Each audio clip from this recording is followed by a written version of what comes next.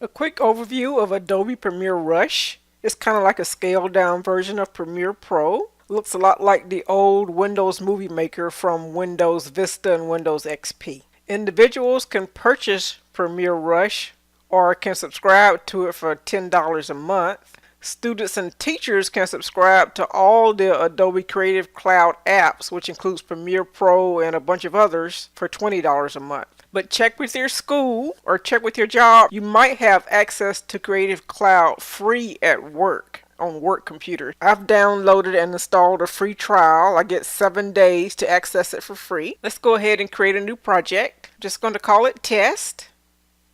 And notice this is where I can get new clips, music, videos, and it has a location for my documents drive, my downloads drive, my local C drive. But I'm going to go to C drive, and I have a folder here with 3 videos in it, and I'm going to click to select all the videos and click create. And notice here at the top it's reminding me that I have a trial, and actually this isn't a 7-day trial. I just get 3 free exports with the free starter plan, and I haven't exported anything yet. Just like the old Movie Maker and most video editing programs, you have your timeline along the bottom and you have a preview screen up here at the top, and you could play to see what things are going to look like. If I go back to my play and pause, you could grab the little blue line here and scrub back and forth to see what the video looks like a little quicker. And you can click your mouse to jump around in your video, and you could grab the orange parts to trim off the edges of clips. I'm left clicking and dragging. You can do that on any clip. And you could move clips around. Let's say that I want this first clip at the end. I just left click, drag, pick it up, and move it to the end.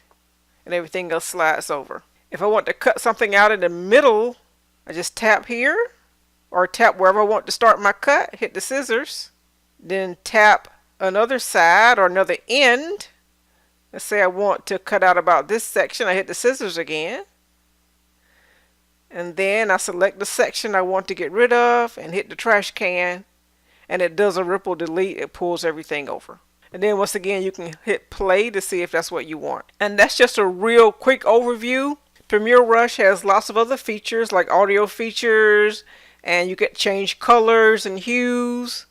You could add overlays and do lots of other things. But this is just real basic, how you can put together several clips, how you can trim the clips, and how you can cut out sections of a video. So when you're ready to render your video, you can go to File, Share.